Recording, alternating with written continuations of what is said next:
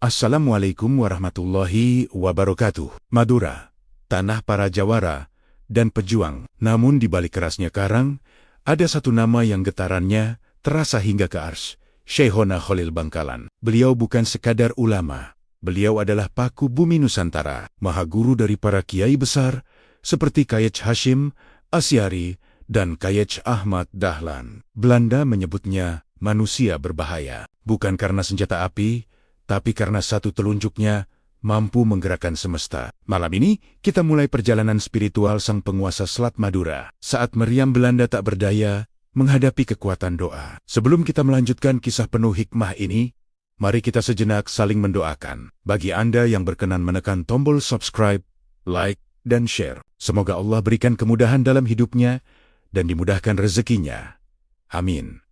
Bangkalan, tahun 1800-an, langit yang mencekam. Kota Bangkalan sedang dalam tekanan hebat. Pasukan kolonial Belanda meningkatkan patroli mereka, mencoba meredam setiap percik perlawanan. Di sebuah pesantren sederhana di desa Demangan, seorang pria dengan sorban putih yang melilit sederhana sedang duduk bersila.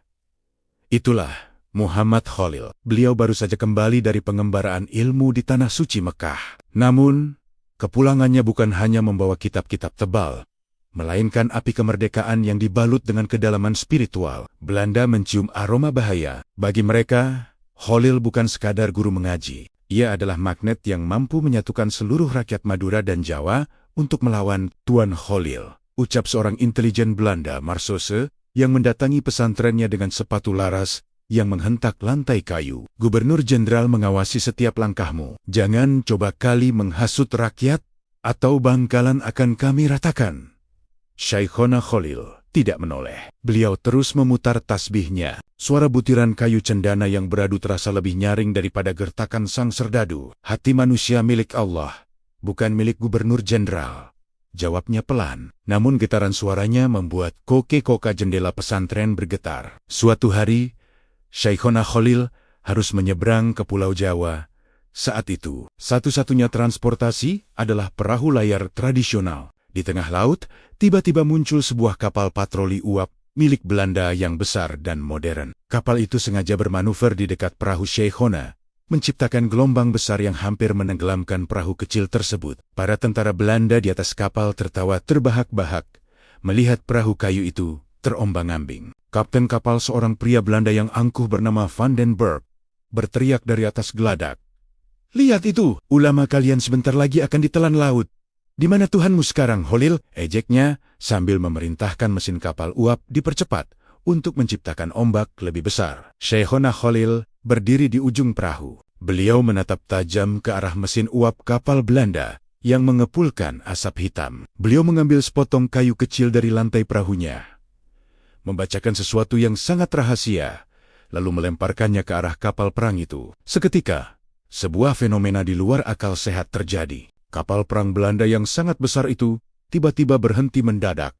Mesinnya yang canggih mati total. Asap hitamnya hilang. Kapal itu seolah-olah terpaku di tengah lautan, tidak bisa bergerak maju maupun mundur. Meskipun arus laut saat itu sangat kencang, panik melanda geladak. "Apa yang terjadi?" "Periksa mesin," teriak Van den Berg. Para teknisi berlarian, namun mereka tidak menemukan kerusakan apapun. Mesin itu sehat, bahan bakar penuh, namun mesin itu tetap diam membisu. Sementara itu, perahu kecil Syekhona Khalil meluncur dengan tenang di samping kapal perang yang mati itu. Syekhona menatap Van den Berg yang pucat pasi di atas sana. "Lautan ini milik Sang Pencipta.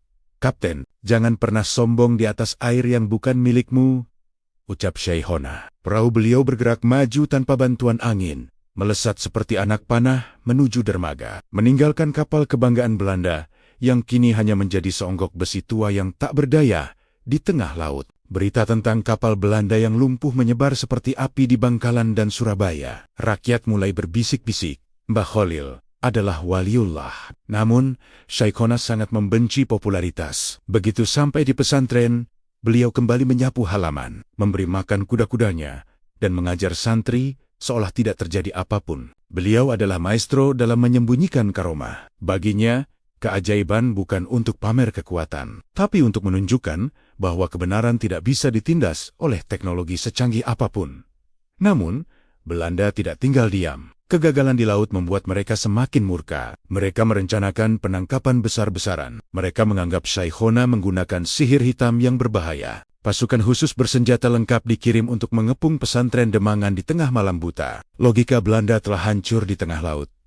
Namun, kebencian mereka justru semakin membara. Ribuan serdadu kini mengepung pesantren. Moncong senapan mengarah ke kamar sang wali.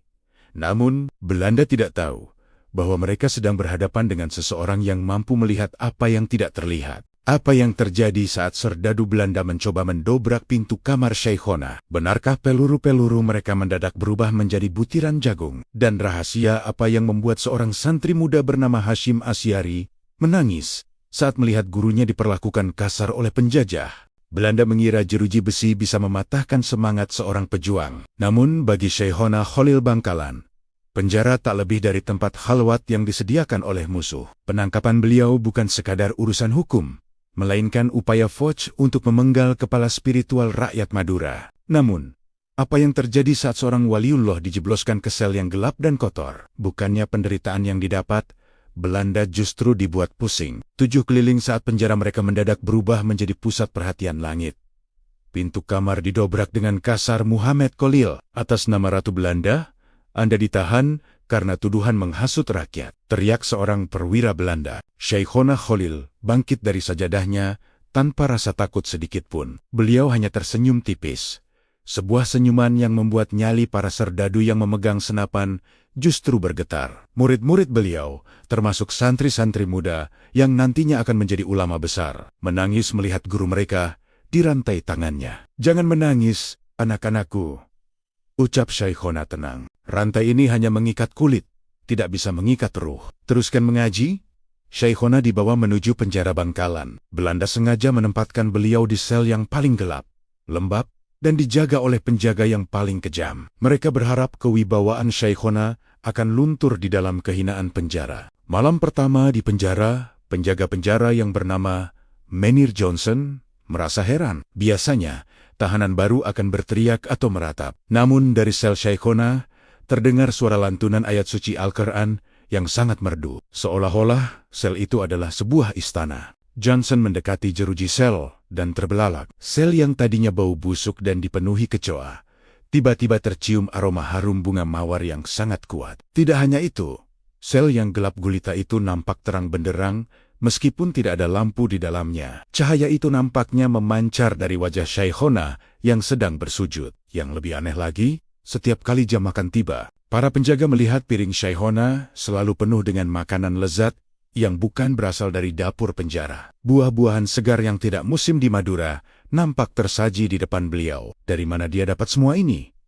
Bisik para penjaga ketakutan. Mereka mulai sadar bahwa mereka bukan sedang memenjarakan manusia biasa, melainkan seseorang yang dilayani oleh alam gaib. Kabar ditahannya Shaykhona Khalil bukannya membuat rakyat takut, justru membuat rakyat semakin berani. Ribuan orang dari seluruh penjuru Madura datang menyerbu penjara Bangkalan, bukan untuk menyerang dengan senjata, tapi untuk membawakan makanan, pakaian, dan yang paling unik, mereka duduk bersimpuh di luar tembok penjara untuk ikut mendengarkan Shaykhona mengaji. Penjara yang seharusnya menjadi tempat yang ditakuti, berubah menjadi pesantren darurat. Suara zikir bergema dari dalam dan luar tembok penjara, membuat otoritas Belanda di Bangkalan panik. "Tuan Gubernur, ini bencana," lapor Johnson kepada pimpinannya. Bukannya kapok, orang-orang malah makin menghormatinya. Bahkan para narapidana lain sekarang semuanya ikut salat dan mengaji. Penjara kita sekarang lebih mirip masjid daripada tempat hukuman, karena merasa penjara Bangkalan sudah tidak kondusif. Belanda memutuskan untuk memindahkan Shaykhona ke penjara yang lebih besar di Surabaya. Beliau dibawa menggunakan kereta kuda yang dikawal ketat oleh pasukan berkuda. Di tengah perjalanan menuju pelabuhan, terjadi sebuah kejadian yang melegenda. Kereta kuda yang membawa Shaykhona tiba-tiba berhenti total. Kuda-kudanya meringkik ketakutan dan berlutut ke tanah, menolak untuk bergerak, meskipun dicambuk berkali-kali oleh serdadu Belanda. Shaykhona Khalil kemudian turun dari kereta. Beliau mengelus kepala kuda-kuda itu sambil membisikkan sesuatu. Anehnya, kuda-kuda itu nampak tenang, namun tetap tidak mau berdiri sampai Shaykhona diizinkan untuk melaksanakan sholat fardu di pinggir jalan. Belanda yang tadinya beringas hanya bisa terdiam melihat pemandangan mistis tersebut. Di Surabaya, kejadian serupa terulang. Dimanapun Shaykhona berada, ketenangan dan keajaiban selalu mengikutinya. Belanda mulai menyadari bahwa memenjarakan Shaykhona Khalil justru merugikan mereka. Pengaruh beliau semakin meluas, dan rakyat semakin yakin bahwa penjajah tidak akan pernah bisa menang melawan kekuatan Tuhan. Para petinggi Belanda di Batavia akhirnya mengirim surat rahasia. Lepaskan Khalil secepat mungkin. Keberadaannya di penjara hanya akan memicu revolusi spiritual yang tidak bisa kita bendung. Kadang, masa depan sebuah bangsa ditentukan bukan oleh strategi perang di atas meja, melainkan melalui isyarat langit yang dikirim dari sebuah kamar santri di Bangkalan. Shaykhona Khalil bukan hanya mendidik raga, beliau sedang merajut takdir. Saat penjajahan mencapai titik nadirnya, Sang Maha Guru mengirimkan dua benda keramat yang kelak akan menjadi fondasi berdirinya raksasa organisasi di Nusantara. Mengapa sebuah tongkat dan seuntai tasbih bisa membuat penjajah merasa terancam? Dan siapa santri pemberani yang harus menempuh jarak ratusan kilometer dengan kaki telanjang demi membawa amanah Sang Wali? Tahun 1920-an, keresahan melanda para ulama di Jawa. Serangan terhadap tradisi Islam Nusantara dan semakin kuatnya cengkeraman Belanda membuat Kiai Hasyim Asy'ari di Tebuireng, Jombang, merasa perlu untuk menyatukan kekuatan para kiai. Namun, beliau tidak berani melangkah tanpa restu dari gurunya, Shaykhona Khalil. Kiai Hasyim Asy'ari adalah murid kesayangan Shaykhona. Beliau tahu benar bahwa gurunya adalah pemegang kunci spiritual tanah ini. Di Bangkalan, Shaykhona Khalil sudah melihat kegelisahan muridnya itu melalui mata batin. Beliau tahu sudah waktunya sebuah wadah besar didirikan untuk menjaga agama dan bangsa. Shaykhona kemudian memanggil seorang santri muda yang dikenal memiliki fisik kuat dan ketaatan luar biasa, Asad Syamsul Arifin, yang kelak menjadi ulama besar di Situbondo. Asad, panggil Shaykhona dengan nada yang sangat serius. Bawa tongkat ini ke Jombang. Berikan kepada muridku Hasyim. Katakan kepadanya, ini adalah tongkat Nabi Musa yang akan membelah samudera penindasan. Perjalanan dari Bangkalan ke Jombang di zaman itu bukanlah perkara mudah. Belanda melakukan razia di mana-mana, dan mata-mata kolonial mengawasi setiap gerak-gerik santri. Namun, ada satu instruksi tambahan yang membuat Asad tertegun. Jangan sekali-kali kau lepaskan tongkat ini dari tanganmu, dan jangan kau gunakan kendaraan. Berjalanlah, perintah Shaykhona. Asad menyeberangi Selat Madura dan berjalan kaki menyusuri daratan Jawa. Konon, dalam perjalanan itu, para serdadu Belanda yang berpapasan dengannya seolah-olah dibutakan. Mereka melihat Asad hanya sebagai pemuda biasa yang membawa kayu bakar. Padahal yang ia bawa adalah simbol kepemimpinan umat. Sesampainya di Tebuireng, Kiai Hasyim Asy'ari menyambut tongkat itu dengan tangis haru. Beliau memahami isyarat gurunya. Tongkat itu adalah perlambang irsyad petunjuk dan kekuatan untuk memimpin. Setahun berlalu, organisasi itu belum juga dideklarasikan. Shaykhona Khalil kembali memanggil Asad. Kali ini, beliau memberikan sebuah tasbih. Berikan tasbih ini kepada Hasyim. Katakan kepadanya untuk selalu membaca, Ya Jabar, Ya Kahar, wahai yang maha perkasa, wahai yang maha menundukkan. Sampaikan bahwa perlawanan kita bukan hanya fisik, tapi batin. Asad kembali melakukan perjalanan spiritualnya. Kali ini, tantangannya lebih berat. Hujan badai menghantam Jawa. Namun dikisahkan bahwa tubuh Asad tetap kering meskipun ia berjalan di tengah hujan lebat. Setiap kali ia merasa lelah, tasbih di lehernya seolah memberikan energi yang tak habis-habis. Saat tasbih itu sampai di tangan Kiai Hasyim Asy'ari, keraguan beliau sirna. Dengan restu tongkat dan tasbih dari Bangkalan, pada tahun 1926, berdirilah Nahdlatul Ulama NU, sebuah organisasi yang kelak menjadi benteng terbesar Islam di Indonesia dan lawan paling tangguh bagi ideologi penjajahan. Belanda mulai menyadari ada gerakan besar yang terkoordinasi. Mereka menyelidiki sumbernya dan kembali menemukan jejak Shaykhona Khalil. Mereka mencoba menyita barang-barang kiriman dari Bangkalan, namun selalu gagal. Pernah suatu ketika, intelijen Belanda mencoba merampas tasbih yang dibawa seorang santri. Namun, Saat tangan serdadu itu menyentuh tasbih tersebut, tangannya mendadak kaku dan tidak bisa digerakkan. Si Liola tersengat listrik ribuan volt. Mereka mulai ketakutan. Mereka sadar bahwa Syekhona Khalil tidak sedang mengirimkan senjata api, tapi beliau sedang mengirimkan energi Tuhan yang tidak bisa mereka bendung. Syekhona hanya tersenyum di kediamannya. Beliau berkata kepada santri-santrinya, "Belanda punya senapan. Kita punya Allah. Mari kita lihat siapa yang lebih dulu hancur." Tongkat telah diberikan.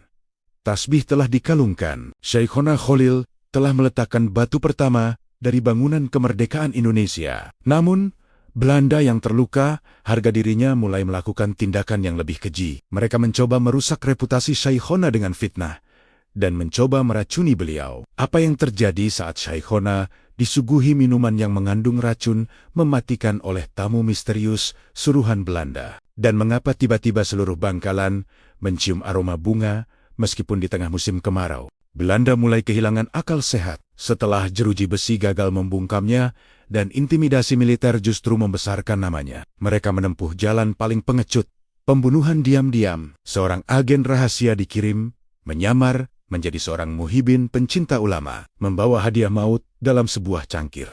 Namun, bisakah zat kimia buatan manusia mematikan seorang waliullah yang sel darahnya sudah menyatu dengan kalimat tauhid? Malam ini, kita akan melihat bagaimana maut berbalik arah, dan bagaimana fitnah keji justru menjadi bumerang yang menghancurkan martabat sang penjajah. Pria misterius itu bersimpuh di hadapan Syekhona Khalil. Ia membawa nampan berisi kopi dan beberapa kudapan. "Kiai, ini adalah kopi terbaik dari kebun saya. Mohon dicicipi sebagai tanda syukur saya atas ilmu yang Kiai berikan," ucapnya dengan suara bergetar, bukan karena takzim, tapi karena takut akan dosa yang sedang ia lakukan. Di dalam kopi itu telah dicampurkan racun arsenik dosis tinggi yang mampu membunuh seekor kerbau dalam hitungan menit. Mata-mata Belanda itu yakin kali ini Syekhona tidak akan selamat.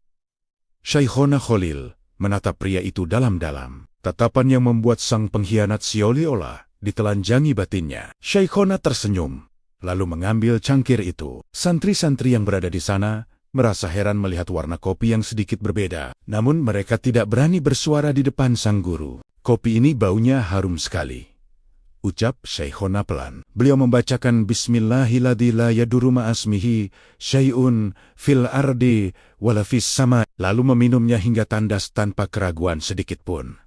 Si pengkhianat menunggu. Ia menghitung detik demi detik, mengharapkan Syekhona jatuh tersungkur dengan mulut berbusa. Namun, 5 menit berlalu, 10 menit berlalu, Syekhona tetap duduk tegak. Wajah beliau justru nampak semakin segar dan bercahaya. "Kenapa kamu gemetar?" tanya Syekhona dengan nada lembut, namun menusuk tulang. "Apakah kopimu tadi terlalu manis? Di lidahku, kopi ini rasanya seperti madu dari surga." Tiba-tiba, si pengkhianat itu berteriak histeris. Ia merasakan perutnya sendiri melilit hebat, padahal ia tidak meminum kopi tersebut. Ia merasa seolah-olah racun itu berpindah ke dalam tubuhnya melalui tatapan mata Syekhona. Ia tersungkur, muntah darah, dan bersujud di kaki Syekhona sambil mengakui segala perbuatannya. "Ampun Kiai, saya disuruh Belanda, saya diancam." Tangisnya pecah. Syekhona hanya mengusap punggung pria itu. Ajaibnya, seketika rasa sakit pria itu hilang.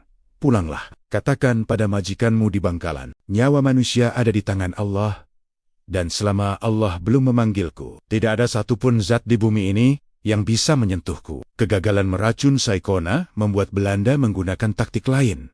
Pembunuhan karakter. Mereka menyebarkan selebaran dan berita bohong di kalangan masyarakat dan ulama-ulama lain. Mereka memfitnah Syekhona Khalil sebagai ulama yang menyimpang, yang menggunakan sihir untuk menipu rakyat, dan dituduh bekerja sama dengan perompak laut untuk mengacaukan ekonomi Bangkalan. Mereka ingin mengisolasi Syekhona agar rakyat menjauh. Belanda mengirim seorang pejabat pribumi yang berpihak pada kompeni untuk melakukan inspeksi mendadak ke pesantren, mencoba mencari bakti-bakti radikalisme atau senjata tajam yang disembunyikan. Namun, setiap kali para petugas Belanda masuk ke lumbung padi atau gudang pesantren, mereka tidak menemukan pedang atau senjata. Mereka justru melihat tumpukan Al-Quran dan kitab-kitab yang tersusun rapi yang mengeluarkan cahaya redup. Mereka mencoba mencari gudang emas yang katanya dikumpulkan Syaikhona dari hasil memeras rakyat. Tapi yang mereka temukan hanyalah bakul nasi besar yang selalu penuh untuk memberi makan orang miskin. Untuk memperparah keadaan,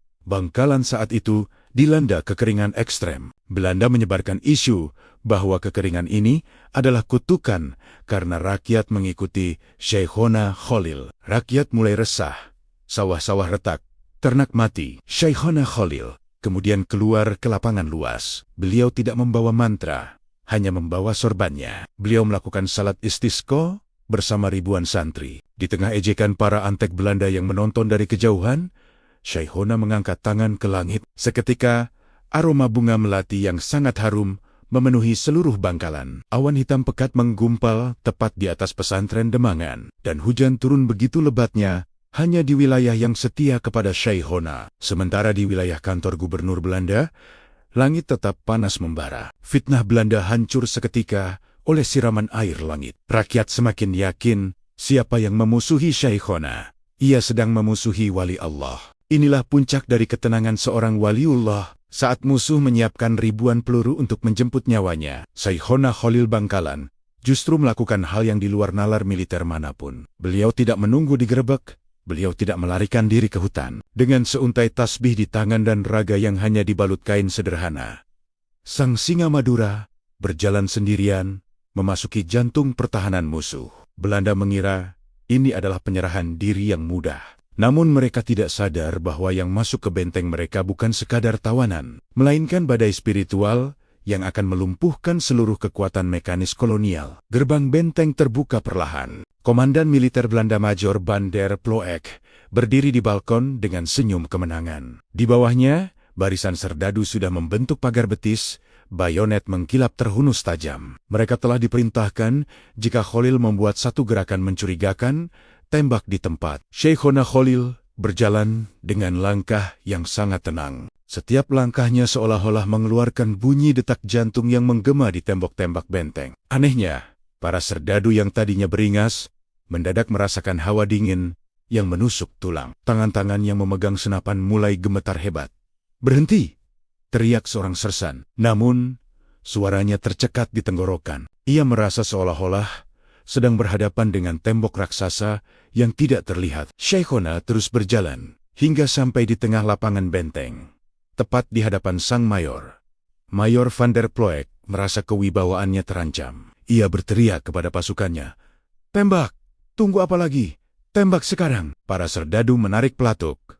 Klik, klik, klik. Suasana mendadak hening yang mencekam. Tidak ada satupun senapan yang meletus. Peluru-peluru di dalam laras seolah-olah membeku atau berubah menjadi benda mati yang tak memiliki daya ledak. Sang mayor mencabut pistolnya sendiri, mengarahkannya ke dada Syaikhona, dan menarik pelatuk berkali-kali. Namun, hasilnya tetap sama. Pistol itu macet total. Seolah-olah hukum fisika tentang mesiu tidak berlaku di hadapan sang wali.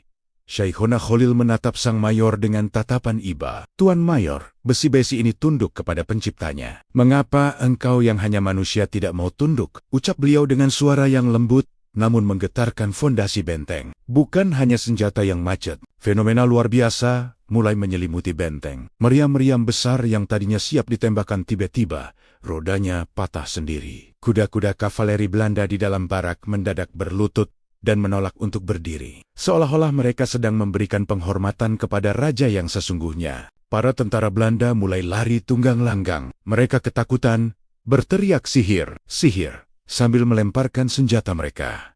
Namun Syaikhona tetap diam di tempatnya. Beliau kemudian mengambil segenggam pasir dari bawah kakinya, membacakan doa, lalu meniupkannya ke arah barisan meriam. Seketika, asap putih tebal menyelimuti benteng. Saat asap itu menghilang, seluruh senjata Belanda nampak berkarat dalam sekejap, seolah-olah sudah terkubur di dasar laut selama ratusan tahun. Kekuatan militer Belanda di Bangkalan lumpuh total, hanya dalam hitungan menit, tanpa ada satupun tetes darah yang tumpah dari pihak Syaikhona. Mayor van der Ploeg jatuh terduduk, wajahnya pucat pasi seperti mayat. Syaikhona mendekatinya, bukan untuk membunuh, tapi untuk menunjukkan kebesaran Tuhan. "Tuan, kalian bisa menguasai tanah ini dengan besi, tapi kalian tidak akan pernah bisa menguasai jiwa kami dengan rasa takut. ucap Shaikhona. Kalian datang dari jauh untuk menjajah, tapi ingatlah bumi ini punya penjaganya. Shaikhona kemudian berbalik dan berjalan keluar dari benteng dengan tenang.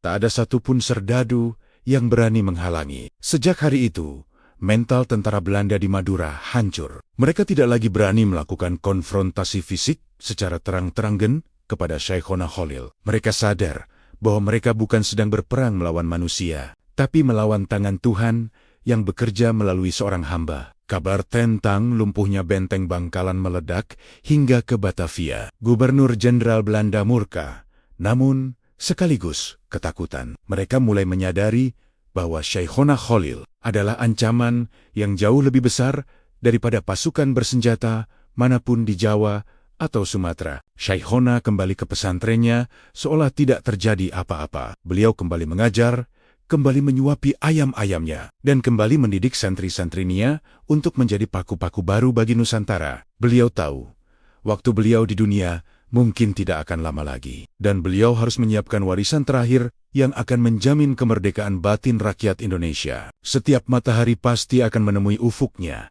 dan setiap napas akan kembali kepada pemiliknya. Shaikhona Khalil Bangkalan, sang singa Madura yang telah menaklukkan lautan dan membungkam meriam penjajah, kini sampai pada garis akhir pengabdiannya. Namun, bagi seorang kekasih Allah, kematian bukanlah sebuah akhir, melainkan kepulangan yang dirindukan. Malam ini, kita akan menjadi saksi detik-detik terakhir sang paku bumi Nusantara saat seluruh pulau berduka. Namun langit menyambutnya dengan kemuliaan yang tak terlukiskan. Bulan Ramadan tahun 1343 Hijriah, 1925 M, menjadi saksi bahwa Sang Maha Guru mulai memberikan isyarat-isyarat perpisahan. Shaikhona Khalil, yang biasanya sangat aktif mengajar, mulai lebih banyak menghabiskan waktu dalam halwat dan zikir yang panjang. Beliau memanggil murid-murid seniornya, memberikan pezen-pezen yang syarat akan makna persatuan dan penjagaan terhadap agama. Anak-anakku, ucap Shaikhona dengan suara yang sangat lembut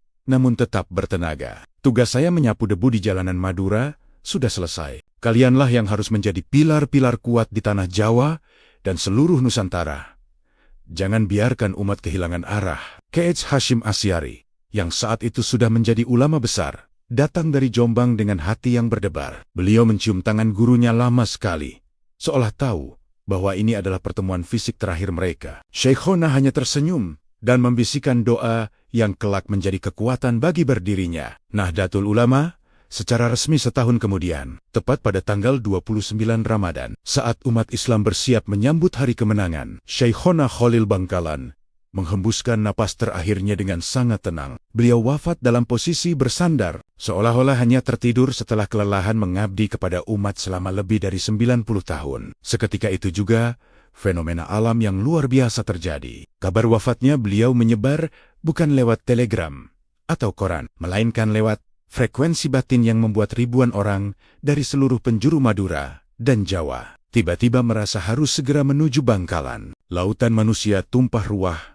di jalanan desa Demangan. Konon, saat keranda beliau diangkat, bobotnya terasa sangat ringan, seolah dibawa oleh ribuan malaikat. Belanda yang biasanya ketat menjaga keamanan, kali ini hanya bisa terdiam membisu di pinggir jalan. Para serdadu yang dulu pernah dihina oleh karomah beliau, kini menundukkan kepala bukan karena perintah komandan, tapi karena rasa hormat yang muncul secara alami dari lubuk hati mereka yang paling dalam. Shaikhona Khalil tidak meninggalkan harta benda yang mewah. Warisan beliau adalah sanad ilmu yang menghubungkan ulama-ulama Nusantara dengan Rasulullah SAW. Hampir seluruh pendiri organisasi besar di Indonesia, mulai dari NU hingga Muhammadiyah, memiliki jejak pendidikan spiritual dari tangan dingin beliau. Beliau meninggalkan warisan karakter bahwa seorang ulama tidak boleh hanya diam di dalam masjid, tapi harus berani melawan penindasan. Beliau mengajarkan bahwa karomah yang sesungguhnya bukanlah terbang di angkasa atau berjalan di atas air, melainkan keistiqomahan dalam membela rakyat kecil dan menjaga martabat bangsa. Hingga hari ini, makam beliau di Bangkalan tak pernah sepi. Jutaan orang datang setiap tahunnya, membuktikan bahwa meskipun jasadnya telah tertanam di bumi Madura, ruh perjuangannya masih hidup di setiap butiran tasbih santri dan di setiap perlawanan terhadap ketidakadilan di negeri ini. Ada sebuah kisah lisan yang terus dipercayai oleh masyarakat Madura. Konon, di saat-saat genting perjuangan kemerdekaan Indonesia, tahun 1945, banyak pejuang yang mengaku melihat sosok pria bersorban putih muncul di garis depan pertempuran Surabaya, memberikan semangat dan membuat peluru-peluru penjajah kembali macet. Banyak yang yakin itu adalah karomah Syekhona Khalil yang terus menjaga anak cucunya dari alam barzakh. Beliau adalah paku bumi yang sesungguhnya, sesuatu yang menancap kuat agar Indonesia tidak runtuh dihantam badai zaman. Syekhona Khalil Bangkalan telah membuktikan bahwa satu orang yang hatinya terhubung dengan Tuhan jauh lebih kuat daripada ribuan meriam penjajah. Beliau telah pergi, namun tongkat dan tasbih yang beliau kirimkan telah tumbuh menjadi pohon raksasa yang menaungi jutaan umat di Nusantara. Perjalanan kita di seri ini berakhir, namun tugas kita untuk meneladani keberanian dan ketulusan beliau baru saja dimulai. Mari kita jaga bumi ini dengan zikir dan perjuangan, sebagaimana beliau menjaganya dengan air mata dan cinta. Sampai jumpa di kisah berikutnya, dan tonton video lainnya hanya di Jejak-Jejak Islam. Terima kasih.